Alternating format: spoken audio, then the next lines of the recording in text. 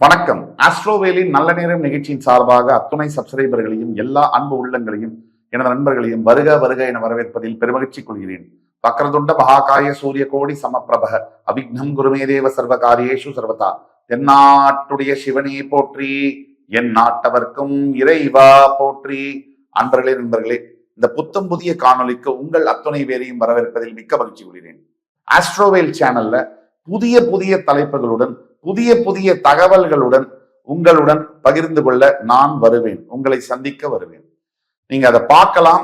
பார்த்துட்டு உங்கள் பிறப்பு ஜாதகத்துல அதை ஒப்பிட்டு உங்களுக்கான வாழ்க்கையில் தற்சமயம் நடக்கக்கூடிய பிரச்சனைகள் எதுவாக இருந்தாலும் தீர்வு காண வேண்டும் என்றால் துல்லியமான அதுக்கு சொல்யூஷன், அதாவது ப்ராப்பர் சொல்யூஷன், துல்லியமான பதில்கள் வேண்டும் என்றால் கீழே கொடுக்கப்பட்டுள்ள வாட்ஸ்அப் நம்பர்ல எங்களை தொடர்பு கொண்டு பேசும்போது உங்களுக்கு ஆன்லைன்லயோ அல்லது நேரிலேயோ அப்பாயின்மெண்ட் தந்து அதன் மூலியமாக உங்களுடைய ஜாதகத்தை நானே துல்லியமாக பார்த்து கணித்து தர முடியும். அதற்கான தீர்வுகளை, பிரச்சனைகள் இருந்தால் அதற்கான தீர்வுகளையும் தர முடியும். இன்றைக்கு அப்படி ஒரு தலைப்புடன் தான் உங்ககிட்ட நான் பேச வந்திருக்கேன். இந்த நிகழ்ச்சியை தொடங்குறேன். அருமையான தலைப்பு. அதாவது எல்லா விஷயத்திலையுமே நல்லதும் இருக்கும், கெட்டதும் இருக்கும். அதுல நம்ம பார்க்கிற பார்வையை பொறுத்து என்னுடைய தன்மை என்பது மாறும், எல்லார் வாழ்க்கையிலும் கூட.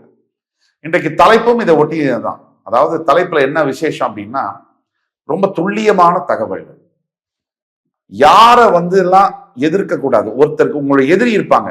வாழ்க்கையில எதிரி இல்லாதவர்கள் எதுவுமே செய்யலைன்னு அர்த்தம். வளர்ச்சி இருந்தால், நீங்க வளர்ந்தா தான் உங்களுக்கு எதிரி இருப்பாங்க.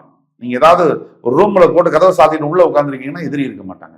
அப்ப ஏதோ ஒண்ணு செய்றீங்க, அதுக்கு யாருக்கோ பிடிக்கல உங்க வளர்ச்சி, அதனாலதான் உங்களை எதிர்க்கிறாங்க. அப்ப யார் யாருக்கெல்லாம் வாழ்க்கையில் எதிரி இருக்குன்னு சொன்னா 99% நம்ம எல்லாருக்கும் எதிரிகள் இருக்காங்க. இப்போ நம்ம எல்லோருக்கும் எதிரிகள் என்பது உண்டு. ஆனால் எங்க கவனமாக இருக்கணும்?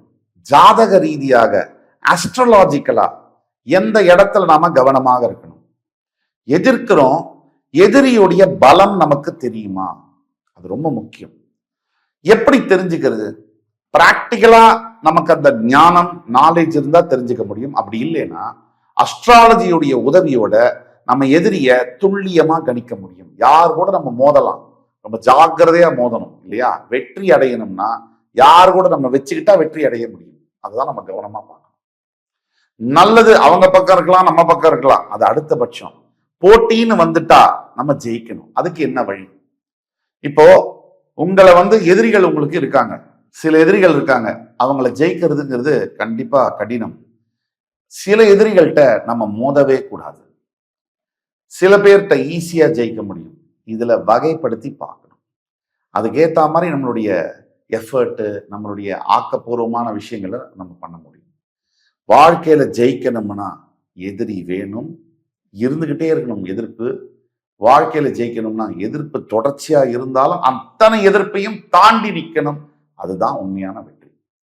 அப்படி ஜாதக ரீதியாக நம்ம எதிரிய, எந்த எதிரி கிட்ட நம்ம மோதக்கூடாது, அதை பத்தி பார்ப்போம். முதல்ல நம்மளுடைய எதிரியுடைய பிறந்த டீட்டெயில்ஸ்லாம் நமக்கு தெரியும்னு வச்சுக்கோங்க. ஒரு பேச்சுக்கு சொல்றேன். பிறந்த தேதி, பிறந்த நேரம், பிறந்த இடம் தெரியும்னு வச்சுக்கோங்க. அந்த எதிரியுடைய ஜாதகத்துல, யாருடைய ஜாதகத்துல சனி பகவான் 6ல் இருக்கிறாரோ, பொதுவாக சொல்றேன், இதுல நிறைய சூட்சமங்கள் இருக்கு. ஆனா பொதுவா 75-80% நான் சொல்வது பொருந்தும். சனி பகவான் யாருடைய ஜாதகத்துல 6ல் இருக்காங்களோ அவங்களை நம்ம எதிர்க்கவே கூடாது. ஏன்னா அந்த 6 அப்படிங்கிறது ருண ரோகஸ்தானம்னு சொல்லுவோம். கடன், நோய், மறைமுக எதிரிகளை குறிக்கக்கூடிய ஸ்தானம். அப்ப யாருக்கு சனி பகவான் 6ல் இருக்காரோ அவங்களுடைய எதிரிகளை, எனிமீஸ அவர் வீழ்த்திடுவார், வெட்டி சாச்சிடுவார். அதனால யாருக்காவது எதிரி, இப்ப உங்களுக்கு எதிரி இருக்காங்க, அவங்களுடைய பிறந்த டீட்டெயில்ஸ் உங்களுக்கு தெரியும்னா அவங்களுடைய ஜாதகத்துல ஆன்லைன்ல போட்டு பார்த்தாலோ இல்ல தெரிஞ்சாலோ 6ல் சனி இருக்குன்னா அவங்க கிட்ட வச்சுக்க கூடாது. நம்ம ஜாக்கிரதையா இருக்கணும். இது ரொம்ப முக்கியமா மேஷராசிக்கு இந்த வீடியோ ரொம்ப பொருந்தும். மேஷராசி அன்பர்கள் அவங்களுக்கே பிரத்யேகமா இது பண்ண வீடியோ இது.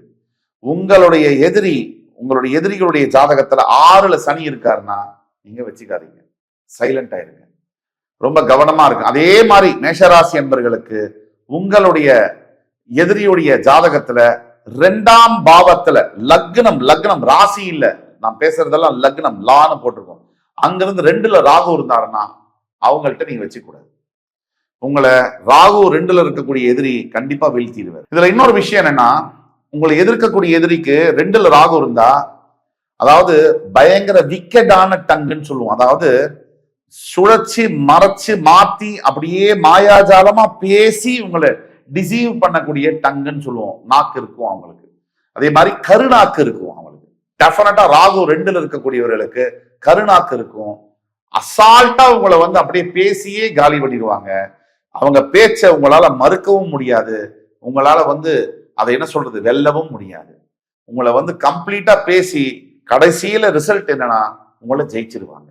அப்ப 2ல யாரு உங்களுக்கு உங்களுடைய எதிரிகள் யாருன்னா, 2ல யாருக்காவது ராகு இருக்குன்னா நீங்க அவங்க எதிர்க்கிறீங்கன்னா எதிர்க்க கூடாது, விலகிடணும். அதுதான் உங்களுக்கு வெற்றியை தரும். அதே மாதிரி மேஷராசி என்பவர்களுக்கு உங்களுடைய எதிரியுடைய ஜாதகத்துல லக்னத்துல குரு இருந்தாங்கன்னா அவங்க கிட்ட போகாதீங்க. ஏன்னா நீங்க எவ்வளவுதான் முயற்சி பண்ணாலும் குரு பகவான் அவங்கள காப்பாத்திடுவார். என்னதான் நீங்க பிளான் பண்ணாலும், புத்திசாலித்தனத்தை யூஸ் பண்ணாலும், ஏன் தர்மத்தையே யூஸ் பண்ணா கூட குரு சூட்சமமா வேலை செய்து உங்களை வென்று விடுவார். அதனால இதெல்லாம் நம்ம சொல்றோம், இதெல்லாம் அப்பாற்பட்ட இறைவன் ஒருத்தர் இருக்கார். அவர் நம்மளை காப்பாற்றுவார். நம்மளுடைய பக்கம் தர்மம் இருந்தால் நமக்கு வெற்றி கண்டிப்பாக கிடைக்கும். கொஞ்சம் தாமதமானாலும் கிடைக்கும். ஆனால் இப்ப நம்ம சொல்லக்கூடிய கருத்துக்களில் நாம் ரொம்ப கவனமாக புரிந்து கொள்ள வேண்டிய விஷயங்கள், ஆழம் பார்த்து காலவைன்னு சொல்லுவாங்க. அந்த மாதிரி யாருகிட்ட மோதுறமோ அவங்களுடைய டீட்டெயில்ஸ் தெரிஞ்சதுன்னா அவங்கள்ட்ட மோதலாமா வேண்டாமா, மோதுனா ஜெயிக்க முடியுமா இல்ல நாம தோற்றுருவோமா, இந்த தகவல்களை துல்லியமா நம்மளால கணிக்க முடியும். அதே மாதிரி குரு பகவான் யாருக்கு லக்னத்திலேயே இருக்காரோ மேஷராசிக்காரர்கள் அவர்களுடன் மோதக்கூடாது, ஆபத்தை விளைவிக்கும். அதே மாதிரி மேஷராசி என்பவர்களுக்கு கேது பகவான் உங்களுடைய எதிரியுடைய ஜாதகத்துல லக்னத்திலே இருக்காருன்னா அவங்கள்ட்டையும் நீங்க வச்சுக்க கூடாது. ஞானகாரகன் லக்னத்தில் இருக்கும்போது உங்கள் கேதுவை என்ன செய்வார் அப்படின்னா, உங்க எதிரிய டிவைன் ஃபோர்ஸ் அவங்களை காப்பாற்றுற மாதிரியான அமைப்புக்குள்ள அவர் போயிடுவார். ஒரு தெய்வ சக்தி எப்பவுமே அவங்களை சூழ்ந்தே இருக்கும் லக்னத்தில் கேது இருக்கக்கூடியவர்களுக்கு. அதனால நீங்க மேஷராசிக்காரர்கள் அவசரமா செவ்வாய் ஆதிக்கம் இருக்கிறதுனால அவங்கள போய் எதிர்க்கணும்னு பாத்தீங்கன்னு சொன்னா பிரச்சனையில மாட்டிக்குவீங்க.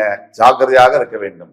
அதனால நீங்க ரொம்ப ரொம்ப கவனமாக இருக்க வேண்டியது, உங்களுடைய எதிரியோட ஜாதகத்துல கேது லக்னத்துல முதலிடத்துல இருக்காருன்னா அவங்கள்ட்ட வம்பு வழக்கு நீங்க வச்சுக்க கூடாது, விலகிடணும். அதே மாதிரி மேஷராசி என்பவர்களுக்கு உங்களுடைய எதிரியுடைய ஜாதகத்துல லக்னத்தின் 4ஆம் இடத்துல சந்திரன் இருந்தாருன்னா அவங்கள்ட்டையும் நீங்க வச்சுக்க கூடாது. இப்ப 5 சிச்சுவேஷன்ஸ் சொன்னேன்.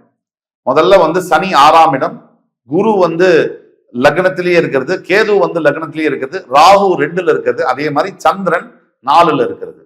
இந்த இடங்கள்ல சந்திரன் 4ல இருந்தா தாயை போல அவரை யாரும் ஒரு தெய்வ சக்தி காப்பாத்திக்கிட்டே இருப்பாங்க. சப்த தேவதைகளுடைய சக்தியில் அவர் காப்பாற்றப்படுவார். எவ்வளவுதான் நம்ம எதிர்த்தாலும் நமக்கு வலிமைகள் இருந்தாலும் அவரை அசைக்கவே முடியாது. அதனால மேஷராசிக்காரர்கள் நான் சொன்ன அமைப்புகள் இருக்கக்கூடிய எதிரிகளுடன் மோதவே கூடாது. அப்ப ரொம்ப ஜாக்கிரதையா இருக்கணும். அதுக்குதான் நம்ம சொல்றோம். ஆக மேஷராசி என்பர்கள் மிகவும் ஜாக்கிரதையாக, யாரை எதிர்ப்பதுங்கிறது முக்கியம் இல்ல, எதிரியுடைய பலம் அறியாமல் மோதுவது முட்டாள்தனத்துல போய் முடியும். நம்ம தோக்கிறதுக்காக வாழ்றோம், ஜெயிக்கிறதுக்கு தான் வாழ்றோம். யாரவனா எதிர்க்கலாம், ஆனா எதிரி யார் தெரிஞ்சு பண்ணணும். அஸ்ட்ராலாஜிக்கலா ஜாதக ரீதியா எதிரியை எப்படி கணக்கு போடுவது, எப்படி கணிப்பது, இது ஆழம் தெரிஞ்சு எப்படி காலை வைப்பது, அதுதான் முக்கியம். அவர்களுக்கே தெரியாமல் அவர்களை எப்படி வெல்வது, அதுதான் முக்கியம். அந்த வகையிலே மேஷராசி என்பர்களுக்கு நான் சொன்ன அமைப்புகள், அதாவது உங்களுடைய எதிரியுடைய ஜாதகம் பிறந்த தேதி நேரம் இடமெல்லாம் தெரியும்னா எங்க கீழே கொடுக்கப்பட்டுள்ள வாட்ஸ்அப் நம்பர்ல எங்களை கான்டாக்ட் பண்ணீங்கன்னா கண்டிப்பாக துல்லியமாக நீங்கள் அவர்களை எதிர்ப்பது கரெக்டா இல்ல தப்பா, விலகிக்கலாமா இல்ல வெல்ல முடியுமான்றதை துல்லியமா சொல்ல முடியும். எதிர்ப்புகளை ஜெயிச்சாத்தான் வெற்றி பெற முடியும். எதிர்ப்புகளை ஜெயிச்சாத்தான் அடுத்த நிலைக்கு உயர்வு பெறவே முடியும். அதனால மேஷராசி அன்பர்கள் முதல்ல சனி 6ஆம் இடம், குரு கேது 1ல் இருந்தால், ராகு 2ல் இருந்தால் மற்றும் சந்திரன் 4ல் இருந்தால் அவர்களுடன் நாம் மோதக்கூடாது என்பதை தெளிவாக புரிந்து கொள்ள வேண்டும். அதுக்கு மீறி நீங்க மோதிட்டீங்க இல்ல மோதணும் அப்படின்னா தெய்வ சக்தியோடு தான் மோத முடியும். அதுக்கு சில பிராயச்சித்தங்கள் பரிகாரங்கள் செய்து மோதினால் வெற்றி உங்களுக்கு கிடைக்கும். மேலும் விவரங்களுக்கு கீழே கொடுக்கப்பட்டுள்ள வாட்ஸ்அப் நம்பர்ல எங்களை தொடர்பு கொள்ளும். இந்த எபிசோடு உங்களுக்கு பிடிச்சிருக்கும்னு நம்புறேன். அடுத்து வரும் எபிசோட்ல வேற ஒரு தகவலோட மறுபடியும் உங்கள் எல்லோரையும் சந்திக்கும் வரை உங்களிடமிருந்து விடைபெறுவது உங்கள் சுபாஷ் பாலகிருஷ்ணன். நன்றி, வணக்கம், வாழ்க வளமுடன்.